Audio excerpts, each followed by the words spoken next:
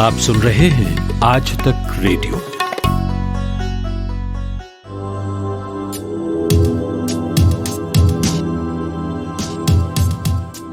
Dwayne Johnson, the Rock को आप जानते हैं ना, वही जो बड़े फेमस रेसलर हैं और हाल फिलहाल दुनिया के सबसे महंगे एक्टर हैं। उनको और उनके परिवार को भी कोरोना वायरस ने जकड़ लिया है। जब पॉजिटिव आए तो खुद द रॉक ने कहा कि ये ऐसा था जैसे पेट में किसी ने जोर से लात मारी हो। मैं ये सोच रही हूँ कि ये कोरोना तो रेसलर से भी नहीं डर रहा है, बताइए। लेकिन मैं डरती वरती नहीं हूँ। सुबह से कई बार अपनी टी शर्ट पर बने द रॉक के फोटो को देख चुकी हूँ। एक्चुअली मैं द रॉक की बहुत बड़ी फैन हूँ। नमस्कार, आज के कोरोना कवरेज के साथ मैं हूँ माधुरी। आज हम क्या क्या बात करेंगे ये बता देती हूँ मैं झटपट से। पहली बात तो ये कि कमरे में आप कैसे प्रॉपर वेंटिलेशन रखें कोरोना संक्रमण के दौर में, यानी क्लोज्ड एरिया का वेंटिलेशन, इस बारे में हम बात करेंगे। दूसरा, हम आज आपको एक कोरोना वॉरियर से मिलवाएंगे जो कि खुद एक डॉक्टर हैं। और तीसरा ये कि पुणे नगर पालिका की उन गाइडलाइंस की बात करेंगे जो ये कहती हैं कि अगर घर में ही किसी कोविड पेशेंट की डेथ हो जाए तो क्या करें। हालांकि हम तो चाहते हैं कि ये किसी के भी घर में ना हो, ऐसी कोई परेशानी ना आए, मगर महामारी में नियम तो मानने ही होते हैं बाकी सबके जीवन के लिए। सब बातें होंगी, मगर उससे पहले अपडेट्स।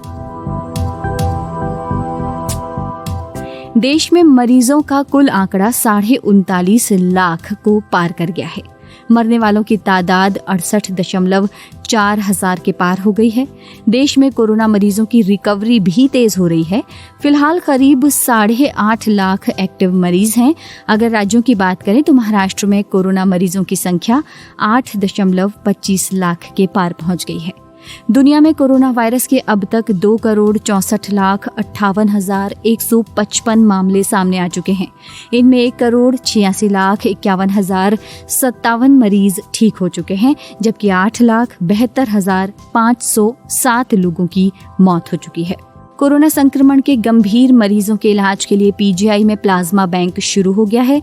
इस सुविधा का लाभ पीजीआई के कोरोना डेडिकेटेड हॉस्पिटल में भर्ती गंभीर मरीजों के साथ ही निजी अस्पतालों में इलाज करा रहे पॉजिटिव मरीजों को भी मिलेगा। केंद्रीय स्वास्थ्य मंत्रालय ने साफ कर दिया है कि कार चलाने वाला व्यक्ति अगर अकेले यात्रा कर रहा है तो अब उसे मास्क पहनना जरूरी नहीं है। पुलिस कर्मियों के जरिए ऐसे ड्राइवरों को रोकने और उन पर मुकदमा चलाने के बाद इस तरह का ऑर्डर आया है। कर्नाटक में प्रशासन ने कोविड-19 उपचार की सुविधाओं में रेमडेसिविर इंजेक्शन के उपयोग के लिए एसओपी जारी कर दी है। डॉक्टर्स गंभीर और बहुत गंभीर कोविड मरीजों में इस इंजेक्शन को इस्तेमाल कर सकते हैं। ये इंजेक्शन राज्य में मुफ्त उपलब्ध कराया जा रहा है। उत्तर प्रदेश में आज से सीरो सर्वे शुरू हो गया है। 4 से 8 सितंबर तक लखनऊ सहित 11 जिलों के लोगों के ब्लड सैंपल्स लिए जाएंगे।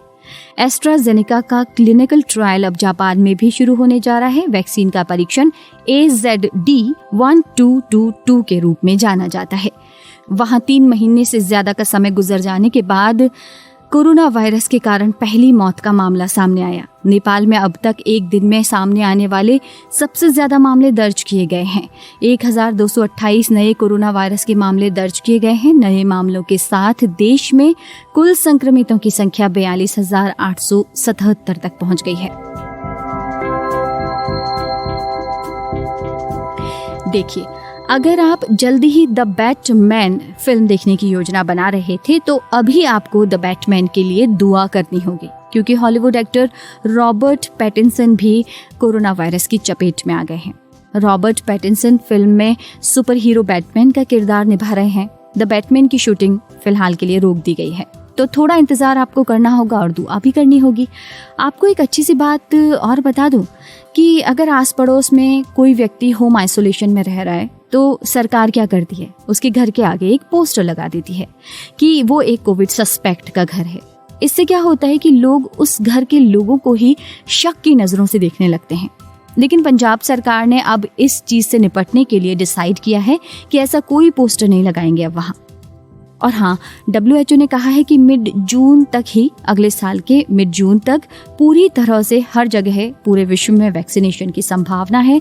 हालांकि इसमें निराश होने की कोई बात नहीं है। वैज्ञानिक लगातार लैब में लगे हुए हैं, प्रैक्टिस कर रहे हैं, कुछ ना कुछ ढूंढ ही निकालेंगे। हमें उन पर भरोसा करना चाहिए। अच्छा, अब देखिए, धीरे धीरे सब कुछ खुल रहा है। सरकार ने सामाजिक और दूसरे तरह के आयोजन जो होते हैं उनमें शामिल होने वाले लोगों की संख्या बढ़ा दी है। लेकिन बात यह है कि क्या कहीं भी सोशल गैदरिंग बाहर हो या अंदर क्लोज्ड एरिया में हो, इन दोनों में से क्या सेफ है? क्या बेटर ऑप्शन है, खुला मैदान या बंद एरिया? WHO कुछ न कुछ गाइडलाइंस देता रहता है, लेकिन अभी इसमें क्या बदलाव हुए हैं, आइए जानते हैं ब्रिटेन में मौजूद डॉक्टर अविरल वत्स से, जिनके पास हम हमारी हर छोटी बड़ी जिज्ञासा को लेकर पहुंच जाते हैं। डॉक्टर साहब बताएं। जी, आपने बिल्कुल सही कहा कि WHO हमें वक्त वक्त पर बताता रहता है कि हमें सोशल गैदरिंग में क्या प्रिकॉशन लेने चाहिए। और सबको ये याद दिला दूं कि WHO की जो गाइडलाइंस हैं वो एक्चुअली अप्रैल मई तब से ही शुरू हो गई थी। हाँ, वो अपडेट होती रहती हैं और ये काफ़ी देर से वो इस बात पर स्ट्रेस दे रहे हैं कि जो आउटडोर सिचुएशंस हैं, आउटडोर गैदरिंग्स हैं, वो ज़्यादा सेफ हैं इंडोर गैदरिंग से। उसका मूलतः सबसे बड़ा कारण यही है कि जब हम बाहर होते हैं तो उसमें वेंटिलेशन जो है, जो नेचुरल एयर है, उसका जो बहाव है वो वायरस के स्प्रेड को दबा कर रखता है। जो इंडोर हवा होती है, क्योंकि उसमें वेंटिलेशन इतनी प्रॉपर नहीं होती, तो जो भी वायरस हवा में अगर घूम रही होगी वो संक्रमण कर सकती है, वो फैलाव कर सकती है। और जब हम बाहर होते हैं तब जो वायरस होती है वो हवा उसको बहा कर भी ले जा सकती है। वो उसकी जो कॉन्सेंट्रेशन है वो डाइल्यूट हो जाती है, वो स्प्रेड आउट हो जाती है एक बहुत बड़े एरिया में। तो इसीलिए ये एक बड़ा कारण है जिसमें कि कहा जाता है कि जो अगर गैदरिंग हमें करनी ही पड़े तो बाहर की जाए। अब ये एक ब्लैक एंड वाइट गाइडलाइन भी नहीं है। उसके साथ ये भी कहा जाता है कि जो लोकल कंडीशंस हैं उसके हिसाब से हमें ये स्टेप्स लेने चाहिए। उसका मतलब ये है कि मान लीजिए किसी जगह पर संक्रमण बहुत फैला हुआ है, तो वहाँ पे बाहर भी अगर हम सोशल गैदरिंग करते हैं तो वो काफ़ी रिस्की होती है। तो उसके लिए उन्होंने यही कहा है कि ऐसी सिचुएशंस में हमें बाहर की जो सोशल गैदरिंग है वो अवॉइड करनी चाहिए। हाँ, अगर देखा जाए कि जो केसेस हैं वो कम हो रहे हैं, जैसे कई देशों में केसेस कम हो रहे हैं, तो या फिर जो प्रिवेलेंस है डिजीज़ का, जो फैलाव है किसी भी समय, वो इतना ज़्यादा नहीं है, तब हम बाहर की जो गैदरिंग है उसको हम प्रेफर करेंगे बजाय के इंडोर गैदरिंग के। तो यही WHO ने दोबारा से हमें याद दिलाया है। जी सर, ये भी बताएं कि कमरे के वेंटिलेशन का कैसे ख्याल रखें? जी बिल्कुल, कमरे के अंदर का माहौल भी हम सुरक्षित कर सकते हैं। इसको मैं थोड़ा विस्तृत तरीके से बताना चाहूँगा। कमरे के अंदर जो डेस्क्स होते हैं जहाँ पे लोगों ने बैठकर काम करना है या बच्चों ने पढ़ाई करनी है, वो डेस्क्स का डिफरेंस जो है वो 2 मीटर का तो हमें मेंटेन करना ही चाहिए। और वो डेस्क्स की लोकेशन इस तरह होनी चाहिए कि जो इनफ्लो ऑफ फ्रेश एयर है वेंटिलेशन का, उसके रास्ते में वो हो, लेकिन जो आउटफ्लो है, इफेक्ट जो एक बार हवा यूज़ हो गई है उन डेस्क के ऊपर, वो उसकी जो आउटफ्लो है उसमें दूसरे डेस्क नहीं आने चाहिए। ये जो चीज़ है, ये जो वेंटिलेशन के स्पेशलिस्ट होते हैं वो आपको उसमें सलाह दे सकते हैं। अब जो हवा का जो वेंटिलेशन है उसके ऊपर जो उन्होंने सलाह दी है, उसमें आप देखिए कि 2 तरह के कमरे हो सकते हैं। एक वो जिसमें एयर कंडीशनिंग होती है और एक वो जिसमें एयर कंडीशनिंग नहीं होती। जो एयर कंडीशनिंग वाले हैं उसमें जो हम कहते हैं कि HVAC systems, heating, ventilation and air conditioning systems जो होते हैं, उनको हमें लोगों के आने से पहले, काम करने वालों के आने से पहले या बच्चों के आने से पहले, काफ़ी देर पहले उसको स्टार्ट कर देना चाहिए, ताकि जो हवा का फ्लो है वो पहले से ही एस्टैब्लिश हो जाए, पहले से ही रवां हो जाए। दूसरी बात है कि जो ये सिस्टम्स होते हैं HVAC सिस्टम्स, इनमें जो हवा ली जाती है वो ज़्यादा से ज़्यादा आउटडोर एयर ली जाए। अगर 100% ली जा सकती है आउटडोर एयर उसकी सर्कुलेशन में, वो बेस्ट होगा। होता क्या है कि ये जो सिस्टम्स होते हैं वो रीसर्कुलेट करते हैं कई सिस्टम्स हवा को, और वो जो जितना हम वो रीसर्कुलेशन या रीसर्कुलेटेड एयर यूज़ करें उन सिस्टम्स में, उतना हम कोरोना से बचाव कर सकते हैं। तीसरी बात एयर कंडीशन रूम्स की ये थी कि जो HVAC फिल्टर्स होते हैं हमें उनको अपग्रेड कर लेना चाहिए, ऐसे फिल्टर्स को, जैसे कि फॉर एग्जांपल MERV13 फिल्टर्स हैं, जो कि अधिकांश जो एयरबोर्न पार्टिकल्स होते हैं उनको फिल्टर आउट कर देता है, और हमें जो ये फिल्टर्स हैं उनको रेगुलर टाइम पे अपडेट करते रहना चाहिए। अगर ये स्पेसिफिक फिल्टर्स नहीं मिलते तो इसके जो मिलते जुलते फिल्टर्स हैं हमें वो इस्तेमाल करने चाहिए, और फिल्टर्स के ऊपर हमें खास ध्यान देना चाहिए, क्योंकि वो जो पार्टिकल्स हैं उनको वो फिल्टर आउट कर देते हैं हवा का अंदर आने से। और एक और चीज़ जो एयर कंडीशन रूम्स के बारे में बोली गई, कि देखिए कई ऐसे कॉर्नर्स होते हैं जिसमें वेंटिलेशन प्रॉपर नहीं होती, तो ऐसी जगहों पे हमें एयर प्यूरिफायर्स जो हैं वो ऐड कर लेने चाहिए। ये जो एयर प्यूरिफायर्स हैं वो फ्रेश एयर डिसेमिनेट कर सकते हैं, भेज सकते हैं, और इनका जो फ्लो आउटफ्लो है वो डेस्क्स की तरफ होना चाहिए, ताकि जो लोग हैं, जो बैठे हैं, जो यूज़ कर रहे हैं, बच्चे जो पढ़ रहे हैं, वो जो फ्रेश एयर ये ह्यूमिडिफायर्स दे रहे हैं उससे लाभ उठा सकें। और ऑफ कोर्स जो बच्चे या लोग जो काम करने वाले हैं इन कमरों में, वो मास्क जितना ज़्यादा से ज़्यादा पहन कर बैठ सकें, काम कर सकें, उतना ही बेहतर होगा। जी, और एक बात और, कि जहाँ AC नहीं है वहाँ क्या कर सकते हैं? जी बिल्कुल, ऐसे क्लासरूम्स, ऐसी जगहें जहाँ पे एयर कंडीशनिंग नहीं है, वहाँ पे हमें जो खिड़कियाँ हैं और दरवाजे हैं वो हमें खोल के रखने चाहिए। वो इस तरह से कि जो हवा का बहाव है, फ्रेश एयर, वो खिड़कियों से आए और दरवाज़ों से या दूसरी खिड़की से वो बाहर चली जाए। अब ये जो बहाव आने का और जाने का है, इसमें फिर से वही हमें ध्यान रखना चाहिए कि डेस्क्स इस तरीके से रखे जाएं कि जो जो इनफ्लो है हवा का उसके रास्ते में हो, और आउटफ्लो के रास्ते में ये डेस्क्स ना हो।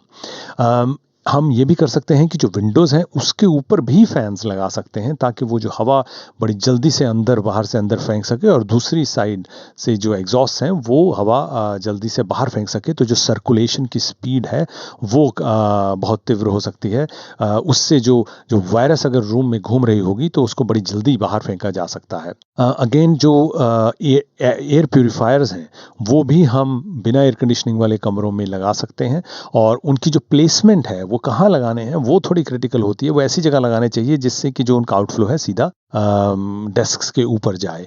तो इन बातों का अगर हम ध्यान रखते हैं तो हम कमरों के जो अंदर की जो हवा है उसको हम काफ़ी प्यूरिफाई कर सकते हैं। और उसमें लास्टली एक चीज़ क्विकली ऐड कर दूं कि हमें ये ध्यान देना चाहिए कि जो पूरी हवा है कमरे की, 1 घंटे में 4-6 बार वो पूरी की पूरी हवा बदलती रहनी चाहिए। अगर उससे ज़्यादा हो जाए तो बहुत बढ़िया है, अगर इतनी हो जाए तो वो हमारी सेफ्टी में ऐड करती है। शुक्रिया डॉक्टर वत्स। आज तक रेडियो अब सुनिए आज तक की मोबाइल एप्लीकेशन पर भी। प्ले स्टोर से आज तक की मोबाइल ऐप डाउनलोड करें। ऐप में आपको सबसे ऊपर राइट साइड में 3 आइकन दिखेंगे, उनमें से एक जो सबसे बीच में है वो है आज तक रेडियो का आइकन। तो उसे उंगली से जरा सा छू दीजिए और खुल जाएगा हमारा पिटारा, जिसमें क्या है, न्यूज़ तो हर जगह है, पर हमारे यहाँ न्यूज़ है सही कॉन्टेक्स्ट के साथ। खबर तो आ गई, पर खबर से आगे की बात क्या है उसका एनालिसिस आपको हमारे यहाँ मिलेगा। और इस ठिकाने पर सिर्फ खबरें ही नहीं हैं, ज्ञान की बातें हैं, मज़ेदार किस्से हैं, बतकही है और भी बहुत कुछ है, जिसका स्वाद लेने के लिए इस गली के चक्कर लगाते रहें। आज तक रेडियो कहते हैं इसे, सुनता है सारा जहां।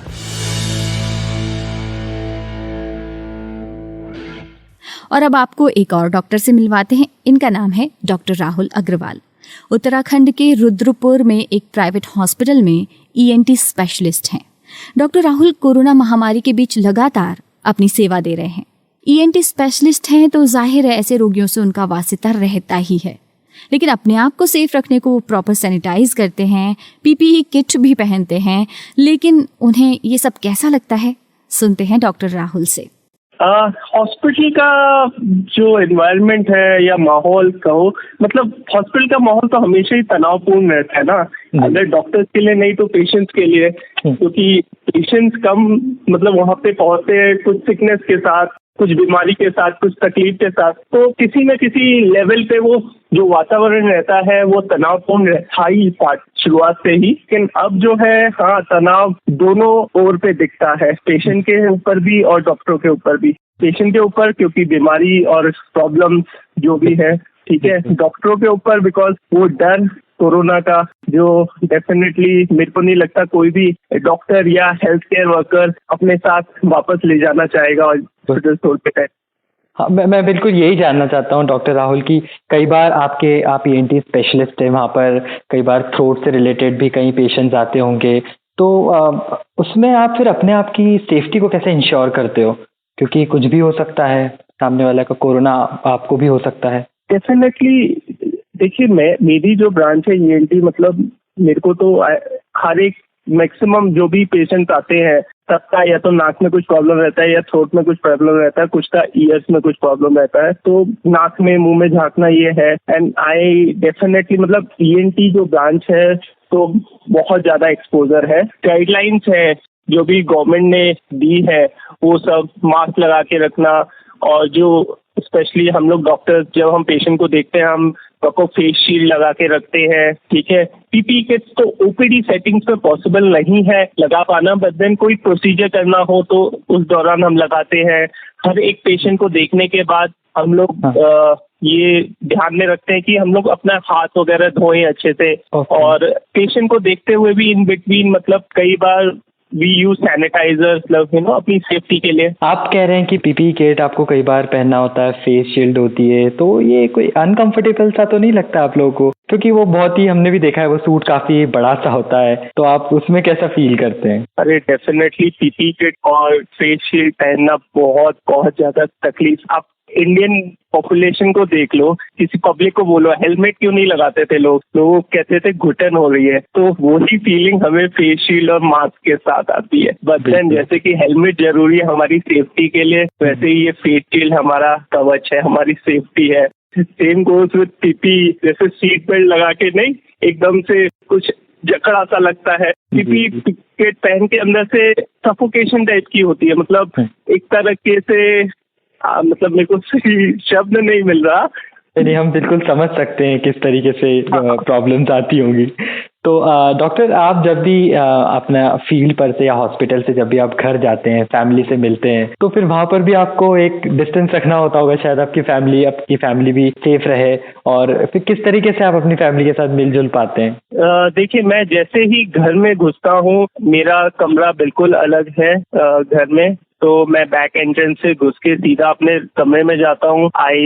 मतलब मैं जाके तुरंत शावर लेता हूँ, I shampoo my hairs and everything, मतलब अच्छे से I clean myself, change my cloth and then मतलब मैं जाके अपनी फैमिली से मिलता हूँ। कोई भी दिन ऐसा होता है अगर मेरे को लो फील होता है, भले वो किसी भी रीजन की वजह से हो, या हल्का सा भी ऐसा लगता है कि आज फीवरिश सा लग रहा है या कुछ भी, तो देन मैं अपने आप को 2 या 3 दिन के लिए क्वारंटाइन कर लेता हूँ, जस्ट टू मेक श्योर कि मेरे को ऐसे कोई सिम्टम्स ना हो। अच्छा, तो डॉक्टर, आपने इस तरीके से इतने कोविड पेशेंट्स भी वहाँ पर आते हैं, और हॉस्पिटल का माहौल आपने जैसा बताया कि काफी तनावपूर्ण तो होता ही है, तो फिर आपको कई बार ऐसा स्ट्रेस, ऐसा तनाव सा कुछ महसूस नहीं होता? और अगर होता भी है तो फिर आप उसको किस तरीके से मैनेज करते हैं? नहीं, मतलब लकीली मेरी लाइफ बहुत जॉली नेचर की है, मतलब मेरी लाइफ में इतना कुछ स्ट्रेस नहीं है। My family and everyone, all my friends, सब जने इतने सपोर्टिव हैं, और मेरे को जो भी टाइम मिलता है, स्पेयर टाइम, एक ऐप है हेल्प डेस्क करके,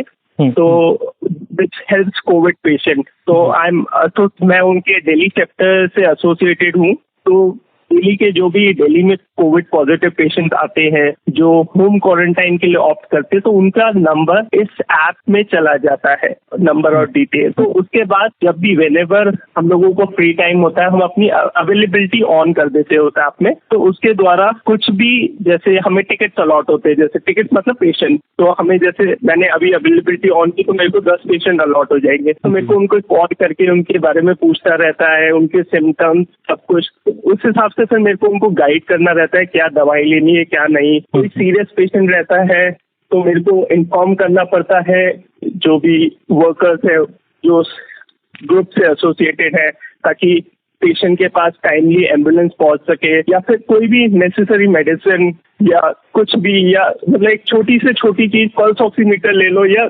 कुछ भी पेशेंट के पास पहुंच सके। ये मुश्किल की घड़ी है, लेकिन निभाना पड़ेगा। जो भी है, सेफ्टी इम्पोर्टेंट है, जितना हो सके पब्लिक गैदरिंग, लोगों से मिलना अवॉइड करो। सब कुछ टेम्पररी है, ठीक हो जाना है। जितनी चीजें पोस्टपोन हो सकती है, आगे बढ़ सकती है जिसकी डेट, ठीक है, उसको जितना हो सके पॉसिबली बढ़ाओ, लोगों से कम मिलो, घर पे रहो, बस यही। ये थे डॉक्टर राहुल। अपनी सारी बातें इन्होंने बताई हमारे साथी प्रतीक को। डॉक्टर राहुल को आज तक रेडियो की ओर से सलाम। और चलते चलते अब एक गंभीर बात, जैसा मैंने पहले भी कहा और अब भी कह रही हूँ कि अगर आपके घर में कोविड-19 किसी को हो गया है तो घबराने की ज़रूरत नहीं है। डॉक्टर को दिखाएं, सलाह लें, सोशल डिस्टेंसिंग का पालन करें, आइसोलेट रहें, ट्रीटमेंट लें, ये सब कहते हैं। खुदा ना करे कोई अनहोनी हो जाए। लेकिन कई बार क्या होता है कि कुछ अनहोनी हो जाती है, यानी घर पर ही कोविड-19 पेशेंट की डेथ हो जाती है, तो लोग स्वाभाविक है घबरा जाते हैं। लेकिन इस घबराहट और असमंजस को दूर करने को पुणे म्यूनिसिपल कॉर्पोरेशन ने एक गाइडलाइन जारी की है। वहां कॉल करके लोग अपने सारे सवालों का जवाब पा सकते हैं। पुणे के लोग प्रतीक से जानते हैं कि क्या है ये गाइडलाइन। जी प्रतीक, बताइए हमें। घर पर अगर कोरोना से संक्रमित किसी मरीज की मौत हो जाती है तो उसके दाह संस्कार के लिए उनको एक क्रिमेशन पास ऑनलाइन रजिस्टर करना होगा।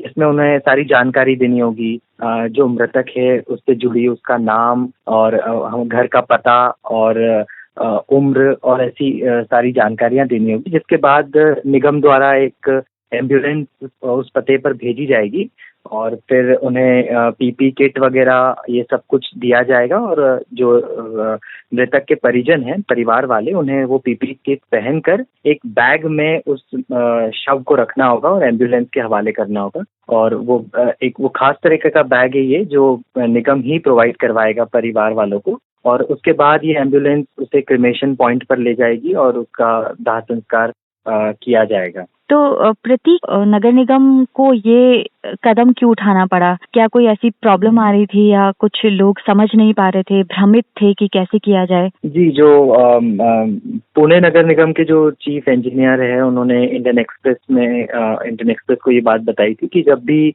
कोरोना से किसी की घर पर ही डेथ हो जाती थी तो वो निगम को फोन करके पूछते थे कि किस तरीके से अब हम दाह संस्कार करें, इनका क्या किया जाए। लेकिन जो निगम के कार्यकर्ता है उनके पास भी इसका कोई साफ साफ जवाब नहीं था, क्योंकि कोई प्रॉपर गाइडलाइन ही थी, कोई सिस्टम ही नहीं था, तो वो भी क्या जवाब देते। तो इसीलिए फिर ये गाइडलाइन लाने की जरूरत पड़ी। और इसमें एक और बात मैं जोड़ना चाहूंगा कि गाइडलाइन में ये भी है कि जैसे ही एम्बुलेंस को जब शव सौंप दिया जाएगा, उसके बाद उस घर की और आसपास के जो घर होंगे उसको सैनिटाइज करने की जिम्मेदारी भी निगम की होगी। अच्छा, तो ये जो काफी लोगों के अंदर डर है और एक असमंजस की स्थिति है, उसको थोड़ा खत्म करने में थोड़ी सहायता करेगा। और प्रतीक, लगभग कितने कॉल आ जाते थे नगर निगम को? एग्जैक्टली कॉल से जुड़ा तो डेटा नहीं है, लेकिन हाँ, नगर निगम ने ये बताया है पुणे की कि रोज लगभग 50 लोगों के वहाँ पर मौत रजिस्टर हो रही है जो कोविड से वहाँ मर रहे थे। और इसके अलावा पुणे के आसपास के जो गांव है वहाँ से भी 10-11 मौतें रोज रजिस्टर हो रही थी। तो इसलिए गाइडलाइन लाना बहुत ही जरूरी था। वाकई प्रतीक, ये तो एक सकारात्मक कदम है भ्रम और गफलत को दूर करने के लिए। सभी जगह पर ऐसा होना ही चाहिए। चलिए, फिलहाल तो मुझे इजाजत दीजिए। और हाँ, दुआ तो हमें करनी ही है। और जैसा फैज ने कहा है, आइए हाथ उठाएं हम भी, वो जिन्हें रस्में दुआ याद नहीं। दुआ तो हम करते हैं, पर हाथ वाथ धोकर। हाँ, नमस्कार।